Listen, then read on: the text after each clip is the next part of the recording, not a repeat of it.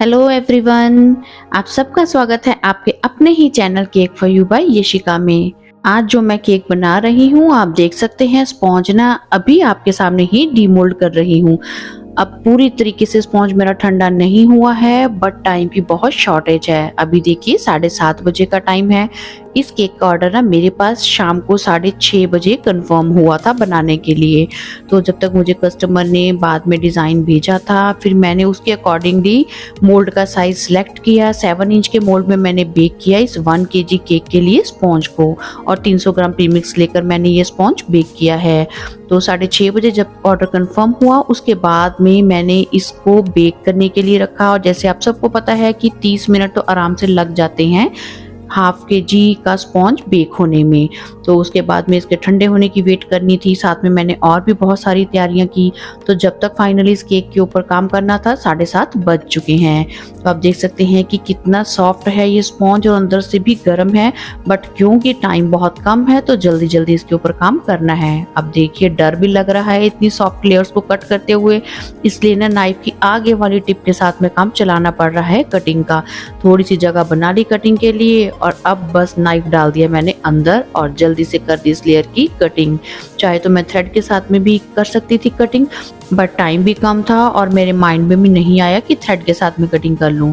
सो फटाफट नाइफ के साथ में ही लेयर्स की कटिंग की। देखिए कितनी सॉफ्ट है लेयर्स की, उठाते हुए मुझे डर लग रहा था बट काम तो झटपट करना ही है। अब इस केक को ना मुझे 9 बजे तक रेडी करना था।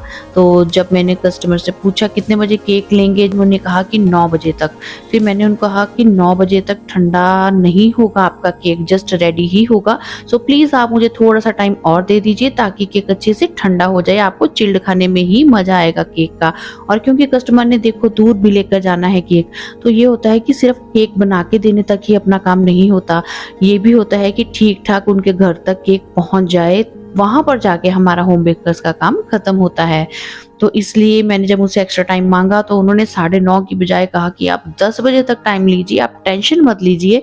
ये बात मुझे बहुत अच्छी लगी अपने कस्टमर की। और हाँ, ये उनका ना मेरे पास पहला ही ऑर्डर था, तो उन्होंने कहा आप टेंशन मत लीजिए, अपने पर ना प्रेशर मत डालिए, आप 10 बजे तक टाइम लीजिए, अच्छे से चिल्ड कीजिए, हम 10 बजे लेने आ जाएंगे। सो आपने देख ही लिया कि 3 लेयर्स कर दी है मैंने, और मिक्स फ्रूट का फ्लेवर है इस केक का जो मैंने अच्छे से आपके सामने फिल कर दिया है दोनों लेयर्स में।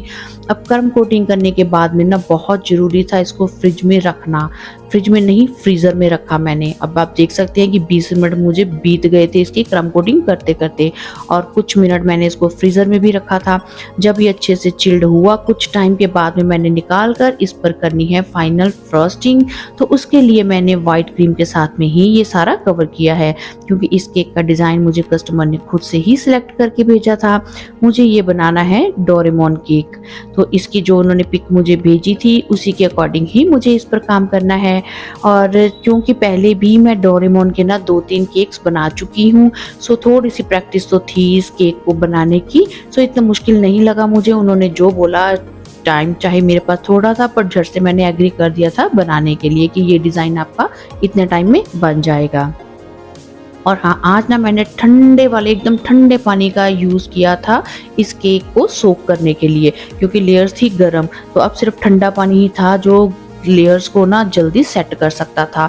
अदरवाइज गर्म लेयर के ऊपर अगर मैं क्रीम डालती तो क्रीम मेल्ट होने का डर होता है, तो उसका क्या होता है कि जब कस्टमर केक लेके जाएगा ना तो वो टूटने का बहुत चांस रहता है। तो इसलिए बिल्कुल ठंडे वाला चिल्ड पानी लेकर मैंने किया है इस केक की सोकिंग का काम।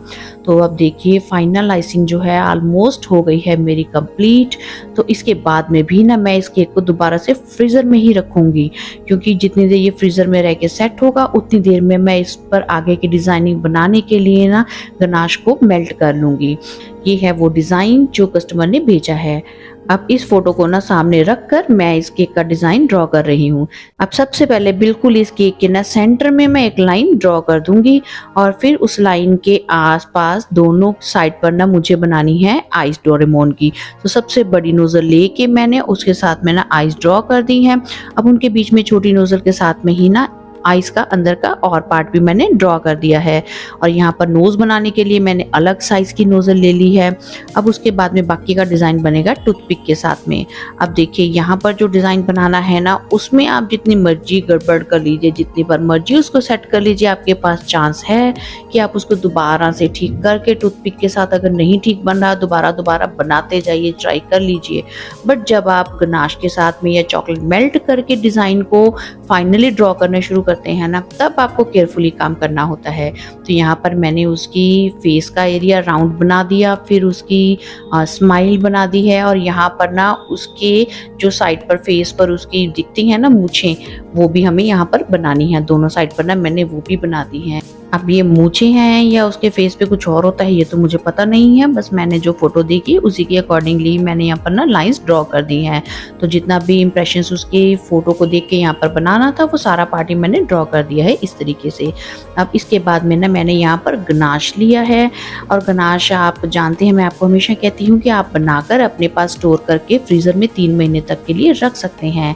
तो मेरे पास गनाश ऑलरेडी रेडी था, तो उसी को मैंने थोड़ा सा मेल्ट कर लिया माइक्रोवेव में। जरूरत थी थोड़ा सा, मैंने 1 स्पून के लगभग ना बीच में दूध भी ऐड कर दिया था, क्योंकि यहाँ पर ना मुझे काम करने के लिए रनिंग कंसिस्टेंसी वाला ही गनाश चाहिए है जो इजीली फ्लो हो रहा है। अब यहाँ पर ना हम इसके फेस की सारी लाइंस ही ड्रॉ करेंगे। ये जो फोटो आज मैंने देखकर बना रही थी ना, उसमें सबसे बेस्ट पार्ट पता क्या था कि ना यहाँ पर ये लाइंस जो है ना, आउटलाइन ब्लैक वाला पार्ट, ये ना काफी थिक था। ड्रॉ लाइंस करने वाली जो है ना, ये मोटी मोटी लाइंस ही बनी हुई थी। इनसे पहले जो मैंने बनाए थे ना, उनमें ये लाइंस बहुत ही फाइन लाइंस थी, पतली पतली लाइंस। तो कई बार क्या होता है, जैसे हम ड्रॉ कर रहे हैं, लाइन अगर लगता है कि सही नहीं लगी है तो उसके ऊपर ना हम अगर पतली लाइंस लगा रहे हैं तो दोबारा ड्रॉ नहीं कर सकते। पर जब ऐसी मोटी लाइंस बनानी होती है ना, इसका बहुत फायदा होता है। ये वाला केक तीसरी बार आने के बाद मुझे इस बात का पता चला है कि मोटी लाइंस ही ड्रॉ करनी चाहिए। एक तो क्या होता है, जब हम ऊपर से व्हिप्ड क्रीम का काम कर लेते हैं तो चॉकलेट या गनाश के साथ में ड्रॉ की हुई ये थिक लाइंस जो है ना, वो छुपती नहीं है, क्रीम के नीचे भी विजिबल ही रहती हैं। तो यहाँ पर जितना पार्ट मैंने टूथपिक से ड्रॉ किया हुआ है वो सारा ही ना मैं गनाश के साथ कवर कर रही हूँ। आप चाहें तो यहाँ पर चॉकलेट मेल्ट करके भी यूज कर सकते हैं, बट मुझे गनाश वाला काम थोड़ा सा इजी लगता है, तो इसीलिए मैं गनाश के साथ में ही काम चला लेती हूँ। बट अब ये जरूर ध्यान रखिए, अगर गनाश के साथ में काम किया है तो इसको थोड़ी देर के लिए ना सेट होने के लिए वापस से फ्रिज में रख दीजिए, क्योंकि गनाश को थोड़ा सा सेट होने के लिए ना केक के ऊपर टाइम लगता है। तो यहाँ तक जितना भी पार्ट था मेरा ड्रॉ होने वाला डार्क कलर में, वो मैंने ड्रॉ कर दिया है। आप चाहें तो यहाँ पर ना ब्लैक जेल कलर भी ऐड कर सकते हैं आउटलाइनिंग ब्लैक बनाने के लिए, और मैंने तो एज इट ही गनाश यूज किया है।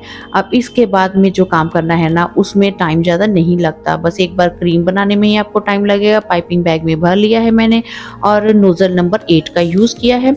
अब उसके साथ में ना सारा ब्लू पार्ट मैं यहाँ पर कवर कर दूंगी। बस आप सबसे पहले ना इसकी आउटलाइन ड्रॉ कर लीजिए फेस के बाहर की तरफ। अभी देखिए टाइम मैं आपको साथ के साथ में ना टाइम भी दिखाती जा रही हूँ कि कितना टाइम हो गया है मुझे इस केक पर काम करते हुए। तो बाकी सारा पार्ट भी ना मैं ब्लू के साथ में फिल कर लूँगी, जो भी मैंने फोटो में देखा था ब्लू पार्ट फिल करने वाला। और उसके बाद में मैंने वाइट कलर की क्रीम ली है, और ये सबसे छोटी ओपन स्टार नोजल है, और इसके साथ में ना जो अंदर का वाइट पार्ट मुझे कवर करना था वो मैं सारा वाइट कलर के साथ में छोटे छोटे ना स्टार्स पाइप करते हुए फिल कर दूंगी। तो बस ये स्टार्स बनाने वाला काम ऊपर, मतलब जो क्रीम का काम है ना, वो आसानी होता है, वो झट से हो जाता है। तो यहाँ पर क्रीम वाला काम फेस के ऊपर तो हो गया था, क्रीम बहुत थोड़ी रह गई थी, मुझे बॉर्डर भी बनाना था। जो साइड वॉल्स है वो सारी मैं कवर नहीं करती कभी भी क्रीम के साथ में, वो बस नीचे मैं बॉर्डर ही बना देती हूँ। तो इस तरीके से जितनी क्रीम थी ना, मैंने जैसे तैसे उसको कंप्लीट किया, दबा दबा के थोड़ी थोड़ी निकाल के ये पूरे 2 राउंड मैंने बॉर्डर के कंप्लीट कर दिए थे। अब देखिए टाइम 9 बजने वाले हैं और मेरा काम तो जस्ट कुछ सेकंड्स का ही रह गया है। बस ये फिलिंग कर दी मैंने, जेल में ऐड किया रेड कलर थोड़ा सा ज़्यादा डल गया, बट कोई बात नहीं, चल जाएगा काम। तो जेल पार्ट के साथ में मैंने येलो और जो रेड वाला पार्ट था वो कंप्लीट कर दिया है, और नोज के लिए मैंने यहाँ पर चेरी को कट करके हाफ वो लगा दिया है। तो लीजिए बन गया है मेरा डोरेमोन वाला केक। तो आप बताइए कि ये डिजाइन जो मैंने झट से इतने शॉर्ट टाइम में बनाया है आपके साथ में टाइम को शेयर करते हुए, आपको ये वीडियो कैसी लगी, और चैनल को सब्सक्राइब करना मत भूलिए अगर आप पहली बार आए हैं आज मेरे चैनल पे। तो जल्दी ही मिलूंगी केक डेकोरेशन की एक और नई वीडियो में। Till then bye bye, thanks for watching.